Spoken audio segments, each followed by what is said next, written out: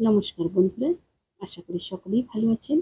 Simple stitch with নিরু চ্যানেলের আরেকটি নতুন ভিডিওতে স্বাগত জানাই। আজকে আপনাদের সঙ্গে শেয়ার করব 42 সাইজের একটি কামিজের কাটিং। সম্পূর্ণটাই কিন্তু খুব সহজভাবে এবং স্টেপ বাই স্টেপ দেখিয়েছি। যারা সেলাই কাজে একদমই নতুন, পুরো ভিডিওটি একটু মনোযোগ দিয়ে দেখলে আশা করি একবারেই শিখে নিতে পারবেন। কোথাও বুঝতে সমস্যা হলে অবশ্যই কমেন্টে জিজ্ঞাসা করবেন। এই কামিজটির জন্য টোটাল আমি 2.5 মিটার কাপড় ব্যবহার করেছি।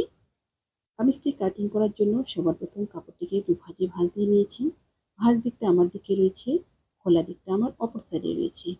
সুন্দর করে এভাবে কিন্তু প্রথমে ভাঁজটা দিয়ে নিতে হবে।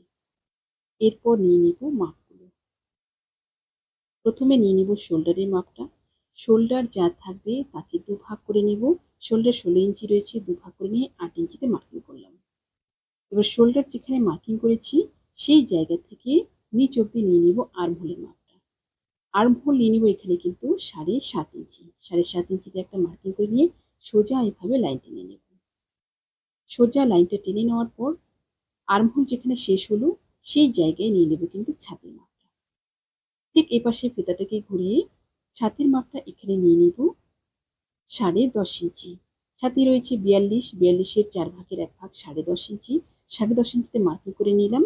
তারপর এক্সট্রা নিয়ে নিলাম 2 ইঞ্চি সেলাই মার্জিনের জন্য, পরবর্তীতে যেন আমরা লুজও করতে পারি। এরপর নিয়ে নিব গোলাইয়ের মাপটা। গোলাইটা ঠিক এই কোণা থেকে যতটুকু আমার রয়েছে হাফ ইঞ্চি এখানে কিন্তু ডাউন দিয়ে দিব। হাফ ইঞ্চি ডাউন দিয়ে তারপর দুভাগ করে নেব। দুভাগ করে নিয়ে মিডিল পোর্শন করে নিয়ে কোণা থেকে একটা 1 ইঞ্চিতে মার্কিং করে নেব। 1 ইঞ্চি একটা মার্কিং করে যেখানে মিডিল করেছি সেই জায়গা থেকে এইভাবে রাউন্ড শেপটা দিয়ে নেব। একদম ছাতির যে মাপটা রয়েছে সেই মাপ অবধি কিন্তু এইভাবে রাউন্ড শেপটা টেনে নিলাম। এরপর নিয়ে নিব গলার মাপটা। গলার চওড়াটা নিয়ে নেব এখানে 3 ইঞ্চি। যেহেতু সাইজটা বড় রয়েছে এবং পেছন গলাটা ছোট হবে, গলার চওড়াটা কিন্তু একটু বেশি হবে, এখানে 3 ইঞ্চিতে মার্কিং করব। এবার নিয়ে নিব গলার ডিপটা। প্রথমে কিন্তু আমি ফ্রন্ট পার্টটা কাটিং করছি। ফ্রন্ট পার্ট এবং ব্যাক পার্ট আমি কিন্তু আলাদা করে কাটিং করব। গলার ডিপটা নিয়ে নিলাম 6 ইঞ্চি। নিচের দিকটাও ঠিক একই রকম ভাবে 3 ইঞ্চিতে একটা লাইন টেনে নিয়ে তারপর একটা প্রপার বক্স করে নেব। বক্সটা করে নেওয়ার পর তারপর গলার শেপটা দিয়ে নেব। এখানে আমি গোল গলা করব। আপনারা যদি চান এখানে অন্যরকম গলার শেপ করতে পারেন। ঠিক গলার শেপটা করে নিলাম। এবার নিয়ে নিব নিচের মাপগুলো। একদম শোল্ডার থেকে নিচ অব্দি কোমরের মাপটা নিয়ে নিব এখানে কিন্তু 14 ইঞ্চি। যদি মিডিয়াম হাইটের হয় তাহলে কিন্তু 14 ইঞ্চিতে মার্কিং করবেন। আর যদি একটু লম্বা মহিলা হয় তাহলে কিন্তু এখানে 15 ইঞ্চিতে মার্কিং করবেন কোমরটা। 14 ইঞ্চিতে মার্কিং করে নিলাম। এবার যেখানে কোমর মার্কিং করলাম তার নিচ থেকে নিয়ে নিব হিপের মাপটা 6 ইঞ্চি। 6 ইঞ্চিতে এখানে একটা মার্কিং করে নিলাম। এবার লাইন টেনে নেব দুটো। ঠিক এভাবে সোজা করে প্রথমে লাইন টেনে নেব, কোমরেও লাইন টেনে নেব, তারপর কিন্তু একই রকম ভাবে হিপেও লাইন টেনে নেব। আমার চ্যানেলে নতুন হয়ে থাকলে চ্যানেলটি সাবস্ক্রাইব করে দিয়ে পাশে থাকা বেল আইকনটি প্রেস করে দিন, যাতে আমি নতুন ভিডিও আপলোড করার সাথে সাথে আপনার কাছে নোটিফিকেশন পৌঁছে যায়। যারা ফেসবুক পেজ থেকে দেখছেন পেজটি ফলো করে আমার সাথে থাকুন। এবার নিয়ে নিব কোমরের মাপটা। কোমর রয়েছে আমার 38, 38-এর 4 ভাগের 1 ভাগ 9.5 ইঞ্চি। 9.5 ইঞ্চিতে কোমরের মার্কিং করে নেব ঠিক এভাবে। এরপর নিয়ে নিব হিপের মাপটা। হিপ রয়েছে 46, 46-এর 4 ভাগের 1 ভাগ 11.5 ইঞ্চি। 11.5 ইঞ্চিতে এখানে মার্কিং করে নেব। বডির ওপর ভাগটা কিন্তু মার্কিং কমপ্লিট হয়ে গেল। এবার লাইন টেনে নেব। শেপিং স্কেল বসিয়ে প্রথমে ছাতি থেকে কোমর পর্যন্ত লাইনটা টানবো ঠিক এভাবে, শেপটা দিয়ে নেব এই জায়গায়। এবার নিচের দিকে টেনে নেব কোমর থেকে হিপ পর্যন্ত ঠিক সোজা এভাবে। এরপর সাইডে সেলাই মার্জিনের জন্য 2 ইঞ্চি রেখেছি। সেলাই মার্জিনটা টেনে নিব, বাইরে থেকে আরেকটা লাইন। যারা একদমই নতুন তারা কিন্তু এই লাইনটা অবশ্যই টানবেন, না হলে অনেক সময় দেখা যায় যে লাইনে আপনারা মার্কিং করেছেন সেই লাইনে কিন্তু কেটে নেবেন। অবশ্যই এই লাইনটা করে নেবেন, তাহলে কিন্তু ভুল হওয়ার কোনো সম্ভাবনা থাকবে না। এবার নিয়ে নিব লম্বার মাপটা। লম্বার মাপটা আপনাদের যতটা প্রয়োজন আপনারা সেই হিসেবে নিয়ে নেবেন। আমার এখানে টোটাল লম্বা রয়েছে 43 ইঞ্চি, 2 ইঞ্চি প্লাস করে 45 ইঞ্চি। আমার যতটা কাপড় রয়েছে সম্পূর্ণটা কিন্তু আমি নিয়ে নিব।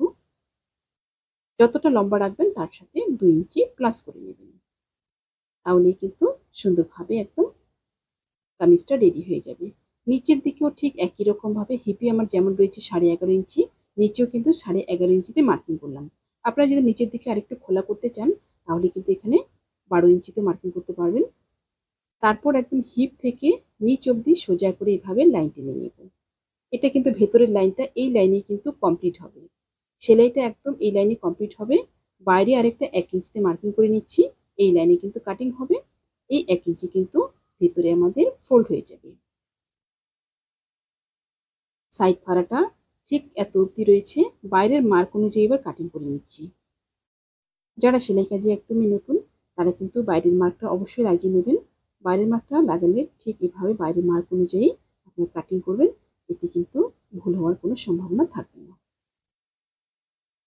সামনের পার্টটা আমার কাটিং কমপ্লিট হয়ে গেল। এবার সামনের পার্টটা বসিয়ে ব্যাক পার্টটা কাটিং করব। সামনের পার্টটা বসিয়ে ব্যাক পার্টটা যখন কাটিং করব, এই জায়গাটা দেখুন একটা গুরুত্বপূর্ণ টিপস।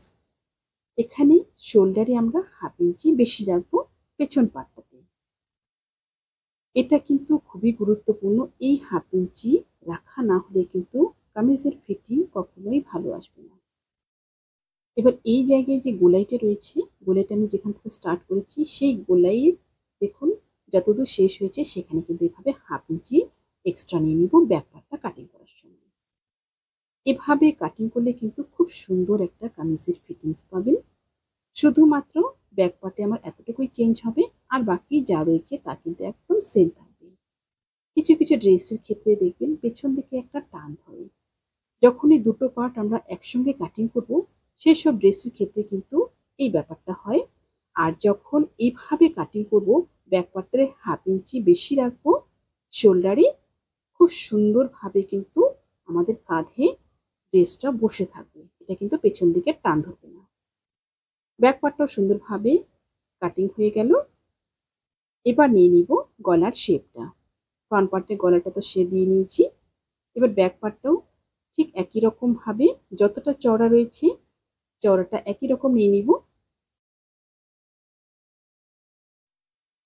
ফ্রন্ট পার্টের যে লাইনটা রয়েছে সেই লাইনের সাথে মিলিয়ে লাইনটা নিয়ে নিলাম চওড়ার। এবার নিয়ে নিব গলার ডিপটা। গলার ডিপটা আমি 1.5 ইঞ্চি রাখবো পেছন পার্টে। ঠিক এভাবে 1.5 ইঞ্চি মার্কিং করে নিয়ে গলার শেপটা দিয়ে নিব। পেছন গলাটাও কিন্তু রাউন্ড গলাই হবে। সামনের পার্ট এবং পেছন পার্ট দুটোই কাটিং কমপ্লিট হয়ে গেল। এবার হাতাটা কাটিং করব। হাতার জন্য কাপড়টিকে 4 ভাঁজে নিয়ে নিয়েছি। লম্বাটা রয়েছে টোটাল আমার 18 ইঞ্চি। হাতাটা 16 ইঞ্চিতে কমপ্লিট হবে। 2 ইঞ্চি রয়েছে সেলাই মার্জিনের জন্য। এখানে একটা গুরুত্বপূর্ণ বিষয়, কামিজের গলার ডিপ যদি কম থাকে তাহলে হাতার ডাউন কিন্তু বেশি হয়, আর গলার ডিপটা যদি বেশি থাকে তাহলে হাতার ডাউনটা কম হয়। যেহেতু গলার ডিপটা কম রয়েছে ব্যাক পার্টে, সেজন্য কিন্তু এখানে ডাউন নিয়ে নেব 4.5 ইঞ্চি। 4.5 ইঞ্চিতে ডাউন নিয়ে তারপর একটা এভাবে লাইন টেনে নেব। লাইনটা টেনে নেওয়ার পর চওড়াইটা দেখুন এখানে ছাতি অনুযায়ী, ছাতি আমি 10.5 কাটিং করেছি। এখানে কিন্তু চওড়াইটা রেখেছি আমি 11 ইঞ্চি। এটাও একটা সূত্র, যত ছাতি কাটিং করবেন তার সাথে কিন্তু 1/2 ইঞ্চি থেকে 1 ইঞ্চি আপনি যদি প্লাস করে রাখেন খুব সুন্দর হাতার একটা ফিটিংস আসবে। এবার দিয়ে দিচ্ছি ডাউনটা। ঠিক এভাবে ডাউনটা দিয়ে নিলাম। এবার নিয়ে নিব মুহুরির মাপটা।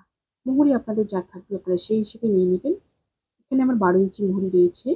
6 ইঞ্চিতে মার্কিং করলাম 2 ভাগ করে। 1.5 ইঞ্চি নিয়ে নিলাম সেলাই মার্জিনের জন্য। এবার ঠিক এভাবে লাইন টেনে নেব। লাইন টেনে নিয়ে হাতাটা কাটিং করে নেব।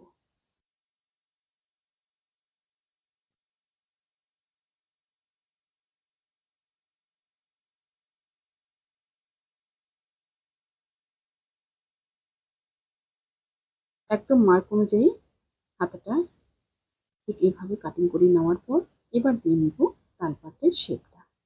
তালপাটের শেপটা দিয়ে নিব 1.5 ইঞ্চি জায়গা ছেড়ে দিয়ে ঠিক এভাবে 1.5 ইঞ্চিতে তালপাটের শেপটা দিয়ে নিব। আশা করছি ভিডিওটি আপনাদের সকলের ভালো লেগেছে। ভিডিওটি ভালো লাগলে অবশ্যই লাইক করবেন এবং শেয়ার করবেন। নতুন নতুন ভিডিও পেতে চ্যানেলটিকে সাবস্ক্রাইব করে রাখবেন। যারা ফেসবুক পেজ থেকে দেখছেন, পেজটি ফলো করে আমার সাথে থাকবেন। ভিডিওটি কেমন লাগলো অবশ্যই আপনার মূল্যবান মতামত কমেন্টে জানাবেন। সবাই ভালো থাকবেন, সুস্থ থাকবেন।